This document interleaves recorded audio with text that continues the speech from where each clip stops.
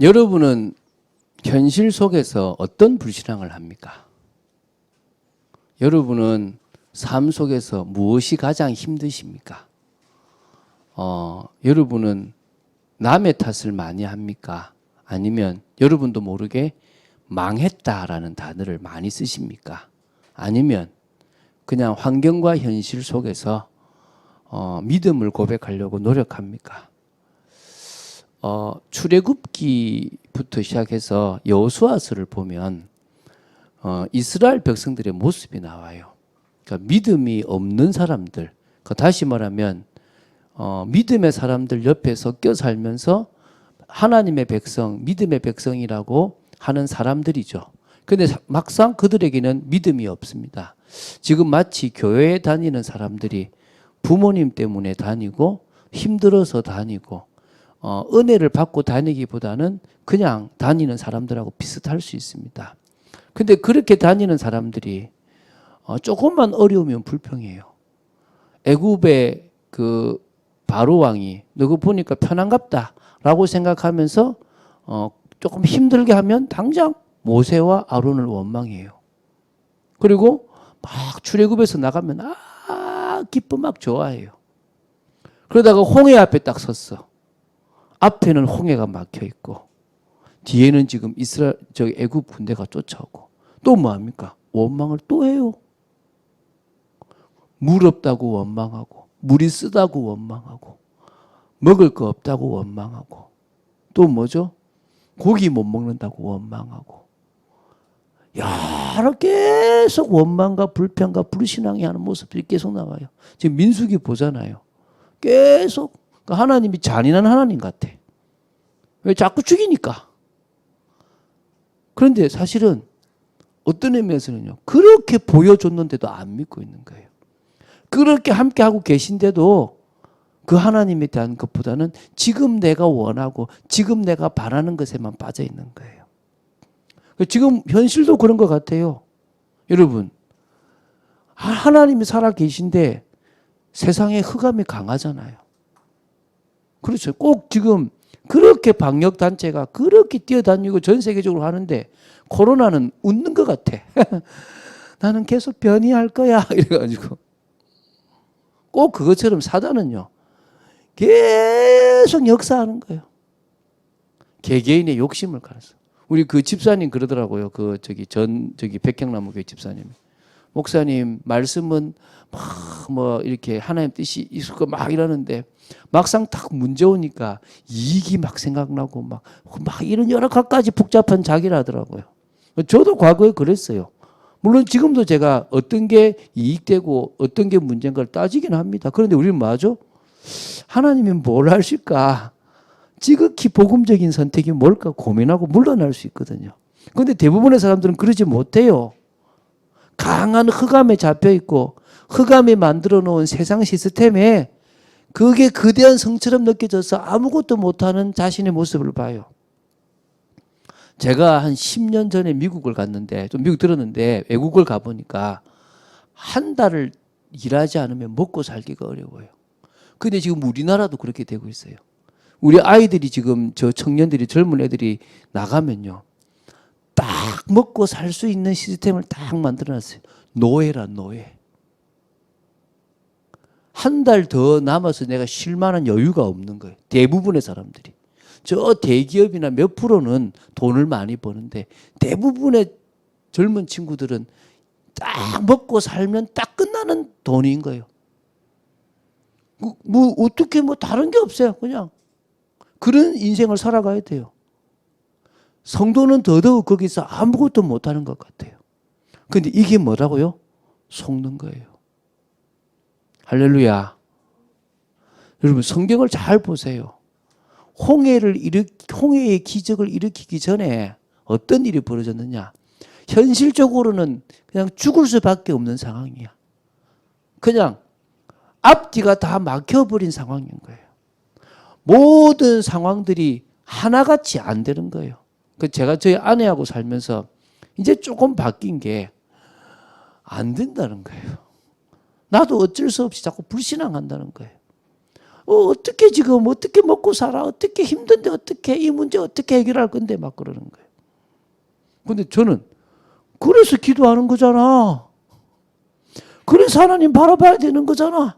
근데 안 되는 거예요. 근데 이제는 뭐냐? 하나님이 은혜를 주시고 믿음을 주시니까 오히려요. 저는 반만 양보했잖아요. 이번에 우리 교회 이전하는 거. 그 저쪽 그 세입자 문제. 저희 아내하고 딸은 뭘 하냐니까. 우리 뭐 내년에 들어가도 되는데 그 교회가 중요하지. 우리야 여기서 예배 드리면 되는데 거기는 어디서 예배를 드려? 막 그래서 야 나보다 믿음 좋다 이 생각이 드는 거예요. 근데 이 현실과 환경 속에 우리가 늘 넘어지는 거예요. 그래서 우리는 사실은 믿음의 삶을 향한 도전이라는 이게 머리로는 아는데 잘 안 되는 거예요. 그래서 우리가 내년에 믿음과 삶 시리즈를 해나가면서 자꾸 조금씩 따질 거예요. 뭐가 믿음이냐? 왜 믿음이냐? 여러 가지 막 따질 거란 말이에요. 여러분 머리 아플 거예요. 저하고 내년에 믿음 이야기할 때. 그런데 그거를요.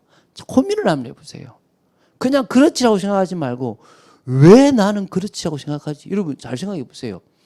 여러분 시자 되게 싫어하잖아. 여자분들. 뭐 시금치도 안 드시고 시청도 안 가신다면서요. 그 이유가 뭡니까? 시댁 때문이라면서요. 그런데 여러분은 시댁 안 돼요? 여러분은 그 10월도 안 됩니까? 그런데 희한한 게 시자만 들어가면 다 나빠 그냥. 시댁만 생각하면 머리가 아픈 거예요. 뭐 꼭 누구 전략 같지 않아요. 누군가가 의도적으로 그렇게 만들어가고 있지 않냐 이거예요.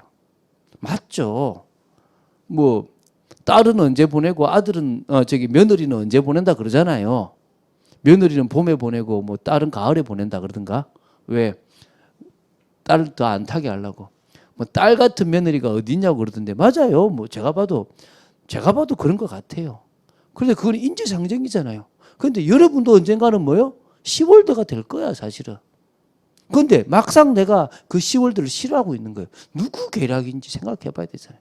그것처럼 우리가 인생을 살아가는데 사단이 우리에게 자꾸 그냥 그렇지 않냐라고 생각하는 걸 한번 고민해 봐야 돼요.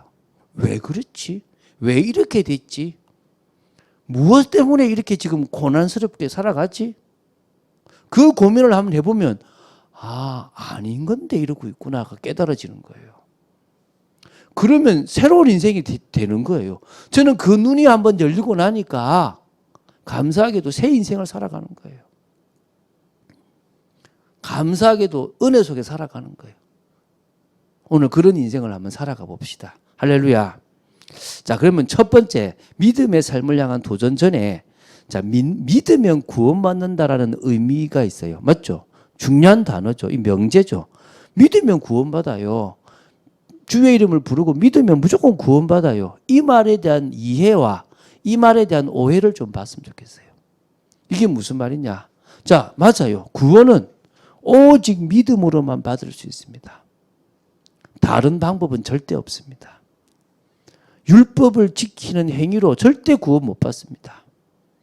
인간을 철저히 연구하는 그 어떤 철학으로도 아무리 연구해도 인간에 대한 답을 찾아낼 수가 없습니다. 신에게 도달하려고 하는 종교, 그 종교도 사실은 무용지물이에요. 이유가 뭡니까? 원죄가 있기 때문에 그래요. 원죄. 그래서 그 원죄라는 걸 해결하기 위해서 예수님께서 오신 거예요. 그래서 사도행전 4장 12절에 하나님은 다른 방법을 우리에게 주신 일이 없다라고 베드로가 얘기했어요. 다른 이로서는 구원을 받을 수 없나니 천하 사람 중에 구원을 받을 만한 다른 이름을 주신 일이 없다 그랬어요. 할렐루야. 그래서 믿으라는 거예요. 믿으라는 거. 인간의 원죄 해결 방법, 그 원죄 해결 방법은 예수 그리스도의 십자가 방법밖에 없어요. 그게 계속 얘기하잖아요. 하나님의 공의와 하나님의 사랑을 100% 완성할 수 있는 현 세상에 있는 유일한 방법이에요. 하나님이 다른 방법을 만드실 수는 있을지 모르지만 우리에게 만들어주신 방법은 단 하나밖에 없어요. 산에 올라가는 길은 많아요. 서울에서 부산으로 내려가는 길도 많아요. 방법도 많아요. 그런데 하나님 만나는 방법은 하나밖에 없어요. 청와대에 들어가는 방법은 몇 가지인지 모르겠지만 하나님 앞에 나아가는 방법은 오직 예수 하나밖에 없어요. 믿습니까? 그래서 하나님은 십자가에서 돌아가신 예수 그리스도를 믿으면 그 믿음을 의로 인정해 주시겠다고 한 거예요. 원죄가 해결되어지고 새 사람이 되겠다고 말씀해 주신 겁니다. 이걸 우리는 은혜라고 이야기하는 거예요. 이게 은혜인 거예요. 은혜. 자격 없는 자에게 주시는 하나님의 선물이고 하나님의 자비입니다. 그래서 방법은 뭡니까? 오직 믿음이다. 오직 은혜다. 여러분, 오직 믿음, 오직 은혜라는 이 단어가 여러분에게 딱 부딪혀 오게 되기 바랍니다. 자, 그러면 믿음 가진 사람이, 구원받은 사람이 죄 지으면 어떻게 될까요? 다시 마귀 자녀가 되고 지옥 갑니까? 다시 회개하면 천국 오고 이렇습니까? 그러지는 않습니다. 그런데 알아야 돼요. 원칙적으로는 죄를 안 지어야 돼요. 원칙적으로는. 왜? 하나님은 죄를 싫어하세요. 하나님은 죄인을 가까이 두실 수가 없고 그 죄에 대해서 심판하셔야 돼요. 그래서 원칙적으로는 죄를 지어야 된다, 안 지어야 된다? 짓지 말아야 돼요. 그래서 그러면은 죄 안 지으려고 다시 내가 율법으로 돌아가서 율법을 지켜야 됩니까? 그건 아닌 거예요. 죄 안 지으려고 몸부림치면 안 돼요. 근데 이제 먼저 인정해야 돼요. 왜 율법이 안 되냐? 아무리 죄를 안 짓고 싶어도 우리는 죄를 지을 수밖에 없는 죄의 본성을 가지고 있어요. 이게 문제인 거예요. 그러니까 다시 말하면 인간 중에서 예수님 빼고 인간 중에서 율법을 지켜서 하나님 앞에 의롭다 인정받을 육체는 있다 없다? 없다라는 거예요. 그러면 나는 예수 믿어도 나도 어쩔 수 없이 육신을 가지고 있으니까 죽을 때까지는 이런 죄 저런 죄 생각으로 짓는 죄 또 삶에서 말로 짓는 죄 행동으로 짓는 죄를 나도 모르게 의도적이진 않지만 지을 수밖에 없는 거예요. 안 지으려고 몸부림을 치는데도 지을 수밖에 없는 존재라는 거예요. 이거를 인식해야 되는 거예요. 그래서 사실은 예수님은 내가 어쩔 수 없이 짓는 죄까지 십자가에서 해결했어요. 할렐루야. 과거의 죄만 해결한 게 아니라 현재 지을 수밖에 없는 죄와 앞으로도 지을 수밖에 없는 죄까지도 십자가에서 해결하셔서 지금도 보좌 우편에서 우리를 위해서 저 친구는 죄 없다라고 이야기해 주시는 분이라는 거예요.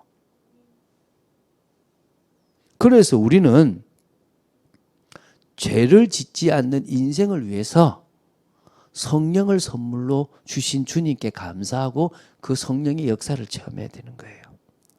그래서 성령의 역사를 통해서 몸의 행실을 죄를 짓지 않는 삶을 살아가면 우리는 믿음으로 살아가는 거예요. 그게 믿음이라는 거예요. 그래서 처음도 믿음이고 끝도 믿음이라고 얘기하는 거죠. 그래서 자, 믿음 가진 자는 죄 지으면 어떻게 될까요? 어쩔 수 없이 지은 죄까지도 해결하셨습니다. 그래서 지옥 가지 않고 구원받습니다. 그러나 자 3번입니다. 믿음만 있으면 삶은 나빠도 된다는 것은 오해입니다. 자, 믿는다고 하면서 의도적으로 죄를 짓고 고의적으로 죄를 짓는다면 그 믿음이 없는 거예요. 오해한 거예요. 어떤 의미에서 구원 못 받은 것일 수도 있다는 거예요. 그리고 성경에 성령을 회방한 자의 죄는 용서 못 받는데요. 그 죄가 구체적으로 뭔지 대강은 알겠는데 구체적으로 뭔지는 모르겠지만 구원을 받아놓고도 성령을 회방하는 죄를 짓는다 그러면 그 죄는 용서받을 수 없다라고 하는 부분도 사실은 있어요. 그래서 사실은 좀 중요하게 생각을 해야 될 거 있어요. 그러면 우리가 말할 때 한 번 믿으면 영원한 믿음이고 한 번 구원은 영원한 구원이니까 우리는 아무리 나쁘게 해도 돼라고 생각하는 것은 오해가 있다는 거예요. 왜냐하면 예를 들면 내가 아내하고 결혼을 할 때 내가 아내만을 사랑하겠습니다라고 결혼을 하잖아요. 근데 예를 들어서 나도 모르게 이쁜 여자한테 눈이 가 뭐 이럴 수는 있잖아요. 그죠? 근데 뭐 내 아내는 내 아내고 너 뭐 좀 바람 피고 살지. 이렇게 해서 다른 여자를 막 사귀면서 나 당신 사랑해 이러고 있으면 저는 뭡니까? 나쁜 놈이잖아요. 그럼 제가 아내를 사랑하는 게 아니잖아요. 아내를 그냥 이용하는 거지 아내를 사랑하는 게 아니잖아요. 내가 죄인인데 나 예수 믿으면 구원받으니까 믿겠습니다라고 하면서 뭐 나쁜 짓 해도 되는데 라고 한다는 것 자체가 믿음입니까? 믿음이 아닙니까? 믿음이 아니라는 거예요. 그래서 제가 올바른 믿음에 대한 이야기를 하는 거예요. 그 말은 내가 믿을 때는 내 죄를 해결해 주신 분이 당신입니다. 그리고 나는 앞으로 죄 짓지 않는 인생을 살아가겠습니다까지 포함되어 있는 믿음이란 거예요. 그런데 뭐요? 고의적으로. 괜찮아. 뭐 내 죄 짓고 멋대로 살다가 교회 가서 뭐 회개만 하면 되지. 그거는 이미 하나님하고 관계없는 거예요. 성령이 그 속에 있다 없다? 없다는 거예요. 그래서 여러분 잘못하면 예수 믿는다라고 하면서 방종으로 가는 사람들이 있어요. 그 사람들은 잘못됐다는 거예요. 그 사람의 믿음은 처음부터 믿음이 아닐 수가 있고 처음에는 믿음이었는지 모르지만 또 방종으로 간다면 그건 역시도 사실은 하나님이 기뻐하지 않고 성령을 회방하는 것이기 때문에 문제가 될 수 있다는 겁니다. 그래서 자 믿음 가진 사람이 죄 지으면 어떻게 되느냐? 어쩔 수 없는 죄를 짓는 것은 주님이 다 해결했다. 믿습니까? 구원받을 수 있습니다. 그러나 의도적으로 고의적으로 죄를 짓는다면 그것은 자신의 믿음을 의심해 봐야 되기 때문에 처음부터 구원받지 못했을 수 있다라고 보시면 돼요. 그게 뭡니까? 믿음의 이해와 오해입니다. 말로만 믿는다는 것은 믿음이 아니라는 겁니다. 저희가 계약을 한 것도 신뢰잖아요. 믿음이잖아요. 그죠? 그 계약을 파기하는 것 자체가 결국 믿음이 없고 신뢰가 없는 거잖아요. 그죠? 저는 지날수록 계약을 더 지키게 되더라고요. 제가. 그래서 지금도 오히려 뭡니까? 그 계약을 지키는지 안 지키는지 봐요. 근데 어기잖아요. 정죄 안 하고 오히려 웃어요. 왜? 또 다른 눈으로 보니까.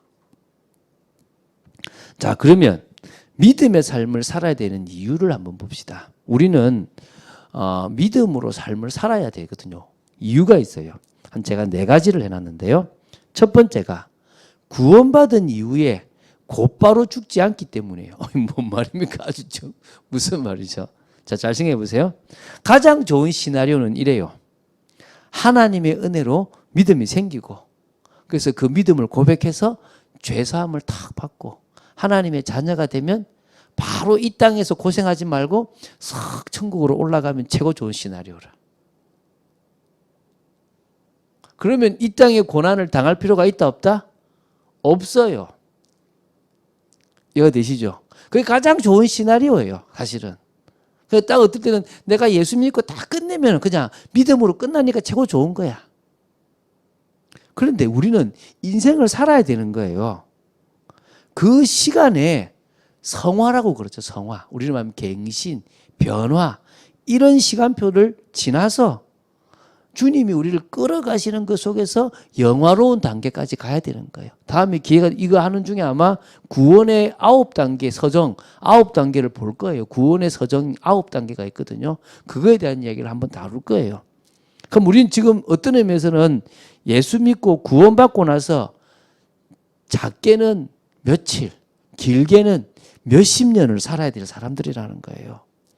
그 삶이 우리에게 주어져 있는데 그 과정 속에서 아까 말했지만 내 삶의 영역에 하나님을 인정하지 못하고 상처로 뒤덮여 있고 또 잘못 생각하는 모든 것들을 다 바꾸어가고 올바른 모습, 온전한 사람으로 회복되어져 가는 시간을 하나님이 일부러 의도적으로 주시는 거예요. 그러니까 우리는 뭡니까? 믿음이 들어있는 삶이 필요한 거예요. 말만 믿는다가 아니라 이익 중심으로 살아가는 게 아니라 복음에 유익한 선택들을 해나가는 삶이 필요하다는 거예요. 이거는 삶을 강조하는 게 아니에요. 뭘 강조한 거죠? 믿음이 있는 사람의 삶을 강조하는 거예요. 그냥 삶을 강조하면 잘못된 게 종교예요. 뭐라고요? 믿음이 있는 사람의 삶을 강조하는 거예요. 자, 두 번째, 믿음의 삶은 하나님의 역사로 이어지기 때문에 우리는 믿음의 삶을 살아야 되는 거예요. 여러분, 믿음의 삶이라는 것은 믿을 수 없다는 거예요. 제가 얘기했잖아요. 눈에 보이는 것을 믿은 사람은 믿음이 아니라고. 제가 저 오산에 있을 때 참 당차고 아주 이렇게 밝은 애 엄마가 한 명 있었어요. 되게 막 이렇게 자신감도 있고 그랬어요. 제가 그 집에 이제 말씀을 전하러 갔는데 첫 마디가, 그때 강도사인가 전사했지만, 강도사님, 저는요 눈에 안 보이면 안 믿어요. 아니 눈에 안 보이는 걸 어떻게 믿어요? 이러는 거예요. 근데 갑자기 봉 떠가지고 제 속으로, 이분 뭐야? 교회 왜 오지? 아니 하나님이 눈에 보이나? 예수님의 십자가가 눈에 보이나? 구원이 눈에 보이나? 천국이 눈에 보이나? 성령이 눈에 보이나? 하나도 안 보이는데 이분은 교회 왜 오지? 하나님, 내가 이분한테 뭐라고 설명해? 몇 번 얘기했지 않습니까? 제가 딱 마침 제 호주머니 안에 500원이 탁 있었어요. 전 돈이 많이 없으니까 딱 이렇게 호준 펴주고, 여기 500원이 있는데 믿습니까? 갑자기 생뚱맞잖아요. 예, 그러더라고. 아니, 여기 500원이 있다고 믿으시냐고. 그러니까 아니요 이러더라고요. 그게 왜? 눈에 안 봤으니까 안 믿잖아요. 그래서 제가 딱 보여줬어요. 500원이 딱 있거든. 그래서 제가 물었어요. 500원이 있는 거 믿습니까? 왜 믿는다 그래서 제가 딱 했어요. 죄송하지만 그것은 믿음 아니에요. 봤는데, 내 눈으로 확인했는데 뭘 믿습니까? 내가 내 눈으로 봤는데 그걸 내가 왜 믿습니다 할 이유가 어디 있냐? 믿음이라는 것은 내가 보지 않았는데 하태성 강도사가 있다고 하니까 있구나라고 믿는 게 믿음이에요. 내 눈으로 보지 못했지만 하나님이 할 거라고 하니까 그걸 믿는 게 믿음이에요. 할렐루야. 지금 막 불안하고 막 쫓기고 지금 큰일 날 것 같은 상황, 모든 상황인데 그런 상황에서 하나님이 하신다 그랬지, 염려하지 말라 그랬지, 그 말씀을 믿으면 그 삶이 무슨 삶이다? 믿음의 삶이라는 거예요. 그러면 뭐가 옵니까? 평안함이 와요. 저는 우리 교회에 일어난 모든 사태에 뭐하라고요? 평안해요. 할렐루야. 여러분 앞에 일어나는 모든 일에 평안하시기 바랍니다. 성령이 은혜를 주시니까 흔들리지 않는 거예요. 두 번째, 이 왜 역사냐? 믿음의 삶은 기도로 이어지는 거예요. 기도의 삶이에요. 그럼 기도의 삶이라는 것은 반드시 뭐로 이어집니까? 응답으로 이어지는 거예요. 그럼 응답의 문이 열리게 되잖아요. 현실과 다르다면 반드시 뭐가 일어난다? 기적이 일어난다. 할렐루야. 현실과 다를수록 반드시 기적이 일어나니까 하나님의 역사가 있게 되어 있는 겁니다. 그리고 그 믿음의 삶을 살면 하나님 나라와 하나님의 뜻을 이루기 때문에 하나님이 우리를 현장에서 높여주세요. 그러니까 우리가 뭡니까? 승리하게 되잖아요. 그러니까 믿음의 삶은 역사로, 하나님의 역사로 이어지는 자체가 뭡니까? 우리를 승리케 한다는 거예요. 할렐루야. 자, 세 번째요. 이 믿음의 삶이 육신적인 복과 관련이 있다는 것을 명심하세요. 사실 사람들은 의식주에 대한 부분 해결받고 싶고, 가정 문제 해결받고 싶고, 경제 문제 해결받고 싶고, 직장 문제 해결받고 싶고, 미래 문제 해결받고 싶고, 건강 문제 해결받고 싶고, 그런 거 응답받고 싶잖아요. 한마디로 예수 믿는 이유가 나도 육신적으로 복 받고 싶다 이거잖아요. 근데요, 믿음의 삶을 따라, 말씀 따라 살아가면요, 하나님이 역사하세요. 여러분 삶에 하나님이 역사하는 것 같아요? 안 하는 것 같아요? 아무리 기도해도 역사 안 할 때가 있어요. 왠지 아십니까? 여러분의 삶이 마른 믿음의 삶인데 진짜 하나님과 방향 맞지 않는 믿음의 삶이라고 생각되면 하나님은 가만히 계세요. 그래서 그걸 일명 뻘짓이야, 뻘짓. 내가 막 몸부림치는 게 뭐라고요? 뻘짓하는 거야, 뻘짓. 제가 한 사람하고, 목사님 제가 뻘짓한 거예요. 미안한데 맞다. 하나님은 관심 없었다. 하나님은 당신의 직장에 아무런 관심이 없었다. 그러니까 당신이 그렇게 기도를 하고 해도 하나님은 가만히 계셨던 거다. 그럴 수도 있다니까요. 근데 진짜 하나님이 원하시는 믿음의 삶을 살면 하나님의 역사가 있으니까 형통함이 있다니까요. 하나님의 역사가 있으니까 세상적인 복을 받게 된다니까요. 믿습니까? 여러분, 고난과 함께 받는 게 문제지 반드시 여러분의 삶에는 육신적인 복이 되어 있습니다. 그 복을 오력이라 그래요. 영적인 힘, 영력, 지혜가 넘쳐요. 지력, 건강이 넘쳐요. 체력. 그리고 뭡니까? 경제력도, 그러니까 물질도 와요. 경제력. 사람들이 붙게 돼요. 인력.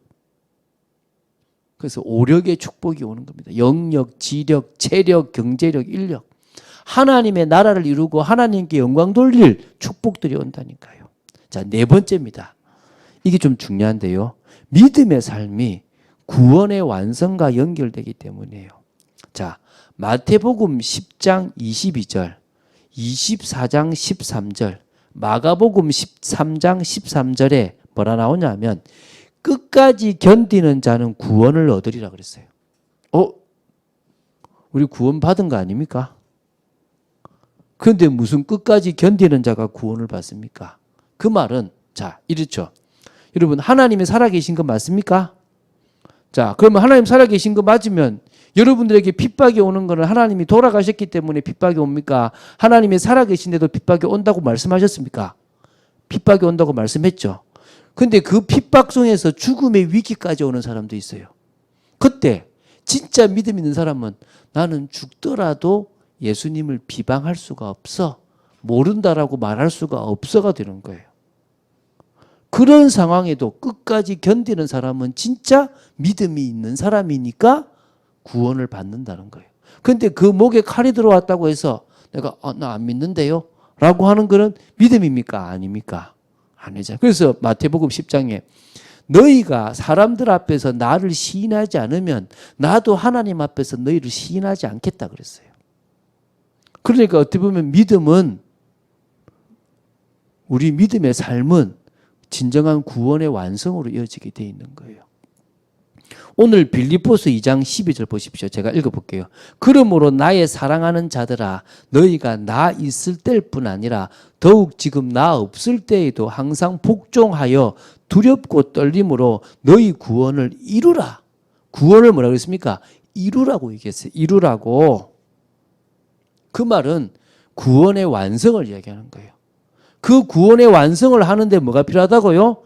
믿음이 있기 때문에 복종하고 믿음이 있기 때문에 두렵고 떨림으로 나아가라는 거예요. 이해가 되십니까? 그래서 이렇게 나오잖아요. 14절에 모든 일을 원망과 시비가 없이 하라 이렇게 얘기하잖아요. 자, 로마서 5장 9절 10절이 있어요. 로마서 5장 9절 10절. 제가 로마서를 풀 때 꼭 묻는 게 있어요. 여러분은 구원을 받았습니까? 받을 겁니까? 라고 물을 때 여기에 받을 것이라고 나오거든요. 이때 제가 얘기를 해요. 구원은 현재형이면서 미래형이에요. 무슨 말이냐? 구원은 내가 확정으로 받았지만 아직 완전한 구원을 이루어진 건 아니라는 거예요. 마치 이번에 우리 김두영 집사님 어머님이 아파트를 들어갔어요. 새 아파트가 얼마나 좋은지 그런데 그 새 아파트를 언제 확정받았냐? 분양권을 받을 때 이미 그 아파트는 집사님의 어머니 아파트예요. 현재 이미 내 아파트야. 내가 팔아도 돈을 시세만큼 받을 수 있는 아파트인 거죠. 근데 나는 아직 아파트 들어가 본 적이 없어. 왜죠? 아직 안 지었으니까. 아파트가 지어지면 그 아파트는 누구 아파트가 되는 거죠? 내 아파트가 되는 거예요. 지금도 마찬가지. 우리에게 이미 주님의 오심으로 구원이 시작되었지만 그것이 완전히 완성되는 날이 천국으로 들어갈 그때라는 거예요. 그렇기 때문에 우리의 믿음의 삶이 순종의 삶이 구원의 완성과 관계가 있기 때문에 우리는 이 땅에서 믿음의 삶을 살아야 한다는 거예요. 그거는 믿음의 강조가 있는 거지 삶의 강조가 있는 게 아니라는 겁니다.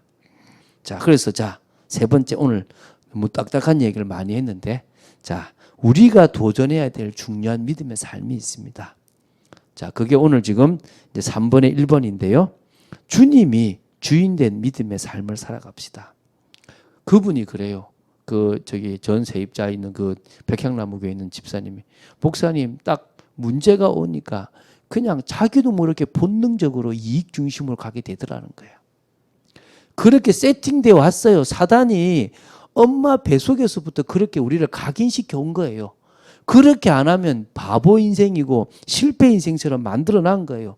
그렇게 나를 강화시키는 쪽으로 모든 포커스를 맞춰 놨다는 거예요. 왜요? 예수님이 주인 되면 안 되니까. 하나님이 주인 된 인생을 살지 말라고 사단이 연막작전을 쳐놔놨다니까요. 그래서 우리는 뭡니까? 믿음의 삶의 도전의 시작은 당신이 내 인생의 주인입니다. 내가 내 인생의 주인이 아니라 당신이 진정으로 내 인생의 주인입니다. 이거예요. 할렐루야. 이 삶이 우리의 시작인 거예요. 내 인생이 아니라 주님께서 피로 값주고 사시는 주님의 인생대로 살겠습니다. 이거예요. 두 번째는 중요한 믿음의 삶의 도전은 뭐냐? 삶의 전 영역에서 하나님을 인정하는 믿음의 삶이에요. 아직 맡기지 못하는 영역이 있습니까? 아직 내 뜻대로 돼야 된다는 기준의 영역이 있습니까? 뭔가를 이루려는 욕심적인 영역이 있습니까?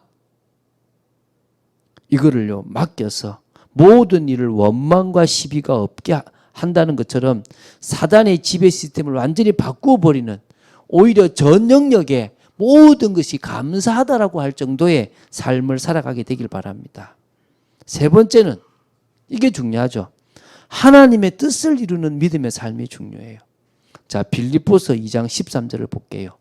너희 안에서 행하시는 이는 하나님이시니 자기의 기쁘신 뜻을 위하여 너희에게 소원을 두고 행한다. 할렐루야. 저와 여러분 마음속에 소원을 두고 행하시는 분이 주님이십니다. 여러분, 영적인 것을 우선시하는 믿음의 삶을 계속 살아가면 주님과 깊은 소통이 돼요. 육신적인 것을 우선으로 하는 믿음의 삶을 살지 마시고요, 영적인 것을 우선으로 하는 믿음의 삶을 살아가세요. 그러면 그때 하나님이 이거를 원해서 지금까지 나를 이끌어 오셨군요가 보여요. 그게 소원이에요. 그게 사명이에요. 내 과거와 현재와 미래를 이렇게 이끌어 오셨구나, 이게 느껴져요. 그때 여기서 우리는 뭡니까? 믿음의 도전이 필요하죠. 요단을 건널 때 믿음의 도전이 필요했고, 여리고를 무너뜨릴 때 믿음의 도전이 필요했던 것처럼 지금 이 삶을 살기 위해서 우리는 믿음의 삶을 살아가는 겁니다. 자, 결론 맺겠습니다. 자, 흑암으로 덮인 시스템을 바꾸기 위한 믿음의 삶인데요. 목사님, 기도했는데도 안 되던데요, 이렇게 얘기할 수 있어요. 그런데 이래 생각하세요. 여러분들이 뭔가를 할 때 20% 정도의 노력이 필요해요. 그러니까 그거까지가 없어서 안 되는 거야. 기도해도 안 되는데요. 여러분이 죽을 때까지 기도해야 되는데 조금만 기도하면 성령이 그 힘을 줘서 기도가 되게 해요. 그런데 지금은 뭐냐? 기도하려고 앉으면 딴 생각이 들고 기도를 할 수 있는 시간적 여유가 없게끔 다 세팅돼 있고, 기도보다 더 재미있는 것들이 많아서 내 마음이 기도에, 예배에 안 가도록 세팅돼 있다는 거예요. 근데 이거를 기도하는 시간으로 드려야 되는 거야. 그 노력을 얼만큼 하느냐? 일평생 중에서 20% 한다 생각을 하고 나가보세요. 그렇게 안 해도 되는데 마음을 담고 6개월이든 한 달이든 하세요. 참고로 우리 교회는 한 3년쯤 하니까 응답이 오기 시작하더라고요. 집사님하고 거의 집사님 혼자 와서 시작했거든요. 계속 혼자 했어요. 그러면서 제가 우리 교회 올 거다. 그러니까 아마 집사님은, 목사님은 조금 과대망상증이 이랬을 수도 있었을 거예요. 저는 왜냐하면 된다고 믿었으니까. 그런데 목사님 3년간 기도했는데 표 없는데요. 3년이 아니라 10년도 난 기도한다. 그런데요, 3년쯤 기도하니까 서서히 시작되는 거예요. 4년쯤 기도하니까 물질 응답이 오는 거예요. 5년쯤 기도하니까 이제 드러나기 시작하는 거예요. 20%가 되는 순간에 하나님이 이제 시작합니다. 여러분의 인생에도 그 20%까지 싸워야 돼요. 20%까지 나아가야 되는 거야. 누가 너 미쳤냐라고 할 때 미쳤다고 할 정도로 나아가세요. 몇 프로만요? 약 20%. 여러분의 노력이 20%가 필요한 거예요. 그러면 80% 누가 하신다? 하나님이 하신다. 할렐루야. 그거를 지금부터 계획하시고 준비하세요. 그래서 그 믿음의 삶을 내년에 한번 본격적으로 살아보게 되기를 주 예수 그리스도님 축원드립니다. 주는 그리스도시요 살아계신 하나님의 아들이심을 고백합니다. 오늘 중요한 말씀을 또 나누었습니다. 믿음의 삶을 향한 도전, 어떤 의미에서 믿음과 삶 두 번째 시간이라고 볼 수도 있는데 이 말씀을 통하여 저희들이 더 믿는다는 것에 대한 이해와 오해를 풀어가고 오히려 왜 믿음의 삶을 살아야 되는지에 대한 이유도 알고 그것을 향한 올바른 도전이 되는 축복의 삶이 되도록 지켜 주시옵소서. 주 예수 그리스도 이름으로 기도드립니다. 아멘.